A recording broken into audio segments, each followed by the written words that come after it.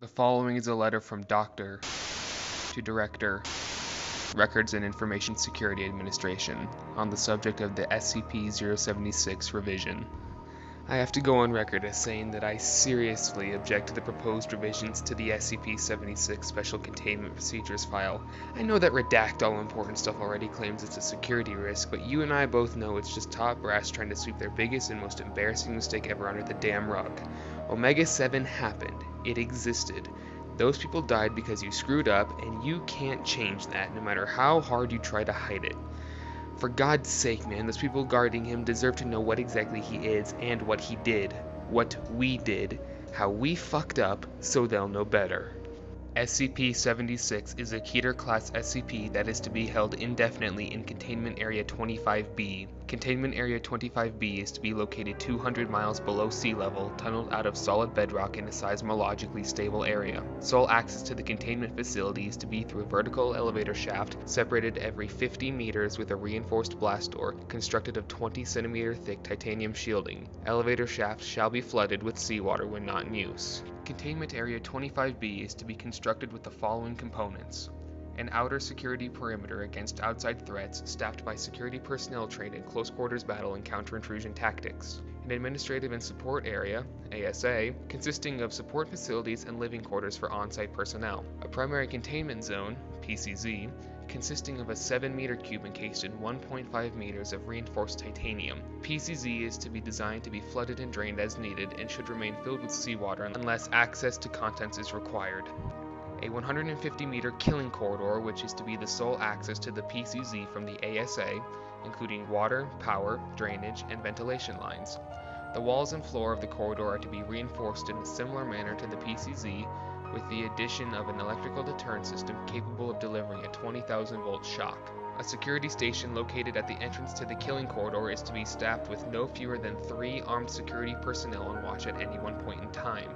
Armament is to include, but not limited to, at least one CIW system on a pintle mount with a clear line of sight down the corridor, with a plexiglass screen to protect the operator from thrown weapons. SCP-76 consists of 2 components, a stone cube, SCP-76-1, and a humanoid entity contained within, SCP-76-2. SCP-76-1 is a 3-meter cube made of black, speckled metamorphic stone. All surfaces outside and within SCP-76-1 are covered in deeply engraved patterns corresponding to no known civilizations. Radioisotope analysis indicates that the object is approximately 10,000 years old. A door is located on one side, sealed with a lock half a meter in width, surrounded by 20 smaller locks in a circular pattern. As of yet, none of the keys have been found, making the door impossible to lock once closed. Interior temperature is approximately 93 degrees Kelvin and cannot be altered by any means, internal or external. Directly in the center of the room is a 2.13 meter tall stone coffin, held in place and sealed shut by several chains of unknown make and substance, which are attached to the inner corners of SCP-76-1. SCP-76-2 resembles a lean Semitic human male in his late 20s. Hair is black and eyes are gray, skin tone olive. Subject is 1.96 meters in height and 81.65 kilograms in weight. Numerous tattoos depicting arcane and occult iconography are present all over the body, mostly in the form of leering demonic faces, and ranges from subtle to openly ostensious. Subject, when encased in SCP-76-1, is technically dead. However, occasionally, SCP-76-2 will awaken, effectively reanimating, complete with all vital processes needed to sustain a living human being. Subject will then attempt to leave SCP-76-1.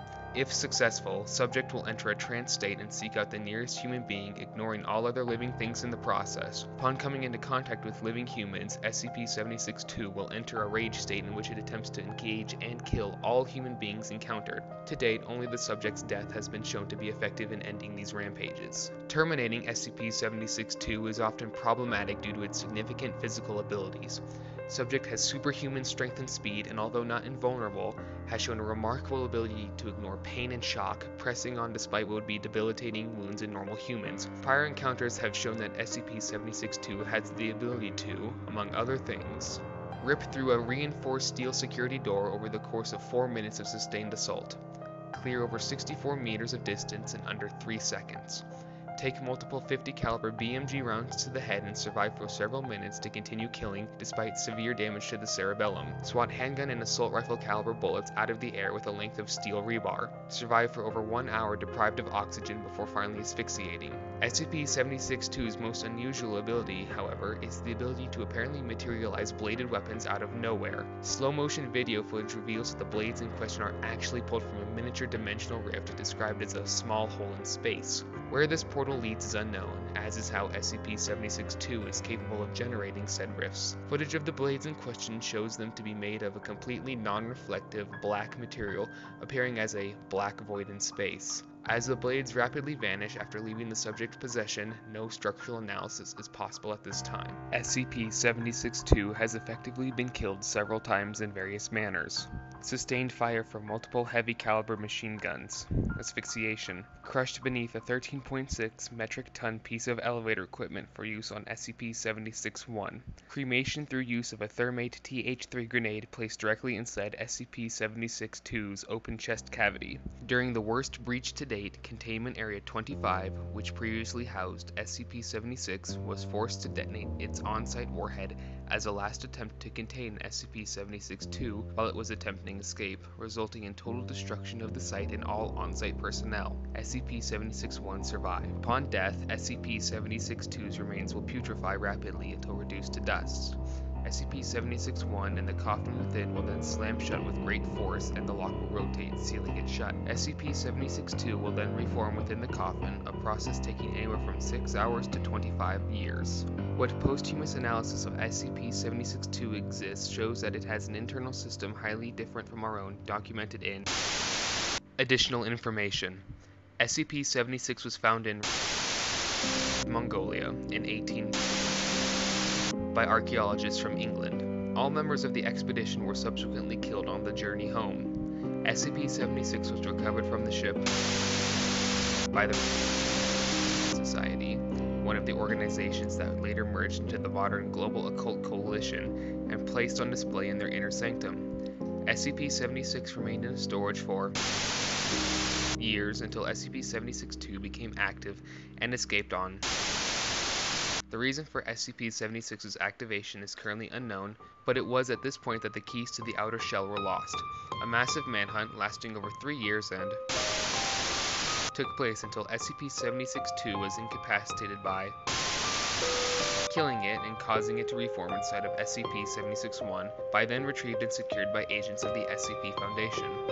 Subject was in custody for 3 more years under constant supervision and was terminated whenever it became active, although it occasionally was able to escape for short periods of time, often due to security breaches caused by attacks from other organizations.